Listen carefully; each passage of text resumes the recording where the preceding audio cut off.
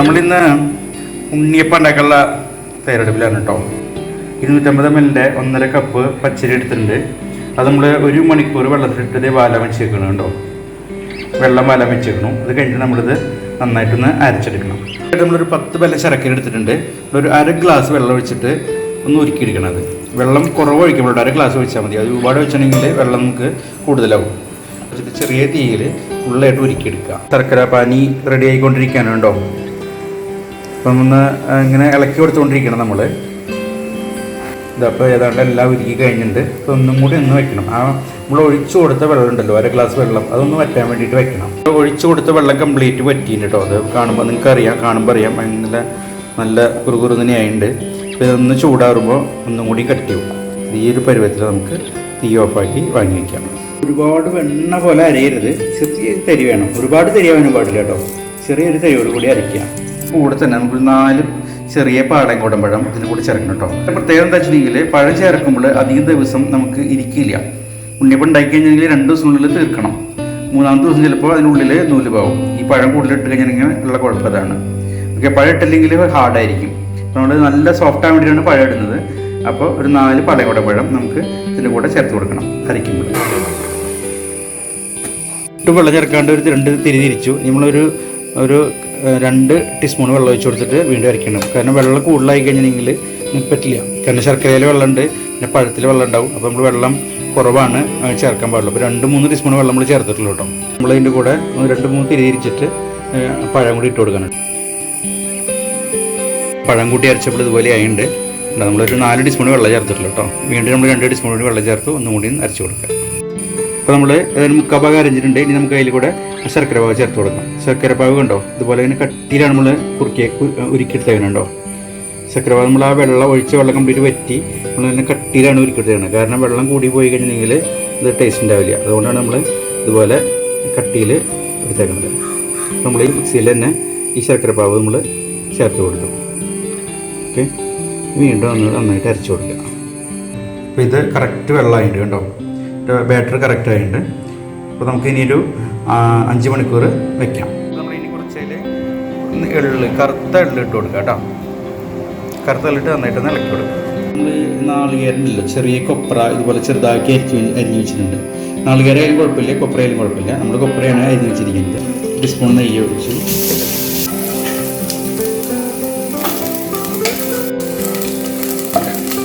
ഇതാണ് ഇതിൻ്റെ പാകം കേട്ടോ. അപ്പോൾ നമുക്ക് ഇതിലേക്ക് നേരെ മാവിലേക്ക് ഇടാം.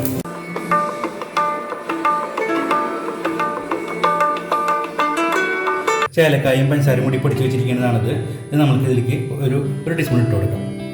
നമ്മൾ അരിച്ചിട്ട് കഴിഞ്ഞെങ്കിൽ ഇതിൻ്റെ കംപ്ലീറ്റ് കേരളമൊക്കെ മാറി കിട്ടും കേട്ടോ. കയ പൊടിച്ചിട്ടുണ്ട്, നന്നായിട്ട് ഇളക്കി കൊടുക്കുക. ഉണ്ണിയപ്പം എന്ന് പറയുന്നത് നമ്മുടെ കേരളക്കാരുടെ ഒരു ട്രഡീഷണൽ പലഹാരമാണ് കേട്ടോ. നമ്മൾ ഉണ്ണിയപ്പത്തിൻ്റെ തട്ട് അടുപ്പത്ത് വെച്ചു. വെളിച്ചെണ്ണയാണ് നമ്മൾ വെച്ചിരിക്കുന്നത്. ഫുള്ള് വെളിച്ചെണ്ണ ഒഴിച്ചു. ഇനി അതിൽ നമുക്ക് ഒരു 2 ടീസ്പൂൺ നെയ്യ് ഒഴിച്ച് കൊടുക്കാം കേട്ടോ. ഒരു നെയ്യിൻ്റെ ഒരു ഫ്ലേവറിന് വേണ്ടിയിട്ട് നെയ്യ് ഒഴിച്ച് കൊടുത്തിട്ടുണ്ട്. അപ്പോൾ അതായത് നമ്മൾ ഗ്ലാസ്സിൽ മാവ് പകർത്തുന്നു കേട്ടോ. അപ്പം ഉണ്ണിയപ്പത്തട്ടിലേക്ക് ഒഴിക്കാനായിട്ട് സൗകര്യമാണ്. ഇങ്ങനെ ഈ കയ്യിലുമ്പോൾ ഇങ്ങനെ എല്ലായിടത്തും ഇങ്ങനെ ചെറിയ ചെറിയ പീസുകൾ വരുന്നത് നമുക്ക് പരമാവധി ഒഴിവാക്കാൻ പറ്റും. നമ്മൾ ഇത് എണ്ണയിലേക്ക് ഒഴിച്ച് കൊടുക്കുകയാണ് ഗ്ലാസ്സിൽ നിന്ന്. ഗ്ലാസ്സിലാകുമ്പോൾ ഇങ്ങനെ ഒരു ഗുണമുണ്ട് കണ്ടോ. നമ്മൾ കറക്റ്റായിട്ട് സൈഡിലൊന്നും ഇങ്ങനെ പൊടിയും വീഴാണ്ട് പരമാവധി ഒഴിച്ച് കൊടുക്കാൻ പറ്റും.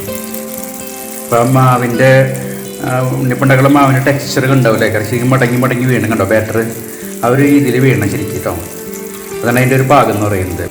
ഇതിട്ട് ഒരു മിനിറ്റ് ആവണതിന് മുമ്പ് തന്നെ ഇങ്ങനെ ചെറിയ പൊളച്ച് വരും. അപ്പോൾ തന്നെ നമുക്ക് ഇങ്ങനെ മറിച്ചിട്ട് കൊടുക്കണം. കാരണം പെട്ടെന്നാവും ഇത്.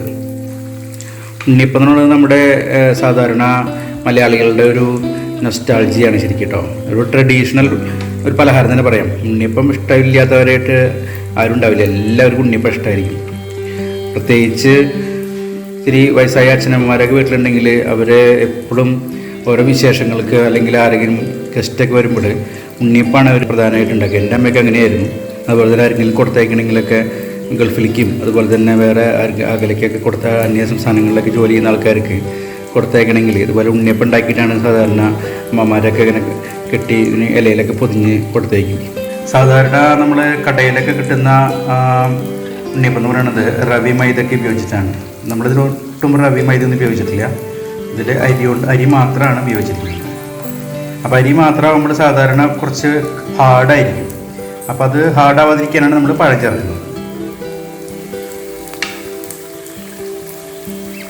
ഇങ്ങനെയൊരു റെഡിഷ് കളർ വരുമ്പോഴാണ് അതിൻ്റെ ഉണ്ണിയപ്പത്തിൻ്റെ പാകം എന്ന് പറയുന്നത്. കേട്ടോ, റെഡിഷ് കളറായി തുടങ്ങിയിട്ടുണ്ട്. അപ്പോൾ റെഡിഷ് ആയതൊക്കെ നമുക്ക് മാറ്റാം, കോരി മാറ്റാം. കാണുമ്പോൾ തന്നെ അറിയാം നല്ല സോഫ്റ്റ് ഉണ്ണിയപ്പമാണ്. കറക്റ്റായിട്ട് റൗണ്ട് പോലെ വീർത്ത് വന്നിട്ടുണ്ട്.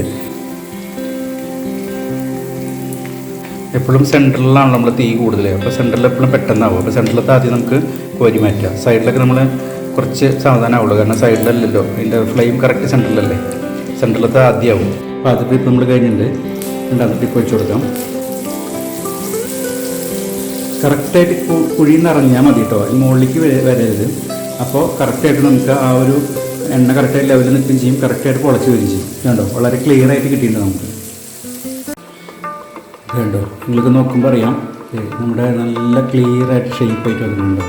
അടിഭാഗം മുകൾഭാഗം കറക്റ്റായിട്ട് പൊളച്ച് വന്നിട്ടുണ്ട്. അതുപോലെ തന്നെ നല്ല സോഫ്റ്റാണ്, നോക്കുമ്പോൾ അറിയാം നമുക്ക്. ഉണ്ടോ, നല്ല ക്ലിയർ ആയിട്ട് കിട്ടിയിട്ടുണ്ട്. നമുക്ക് പൊട്ടിച്ച് നോക്കാം. നമുക്ക് ആ നാളികേരം വറുത്തിട്ടതും അതുപോലെ തന്നെ എള്ളും ഇതൊക്കെ കാണാൻ നമുക്ക് നല്ല സൂപ്പർ ഉണ്ണിയപ്പമായിട്ട് കിട്ടിയിട്ടുണ്ട് നമുക്ക്.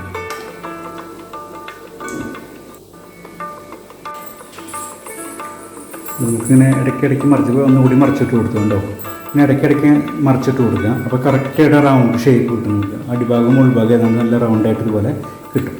നമ്മൾ ലോ ഫ്ലെയിമിൽ വേണം വേവിക്കാനായിട്ട്.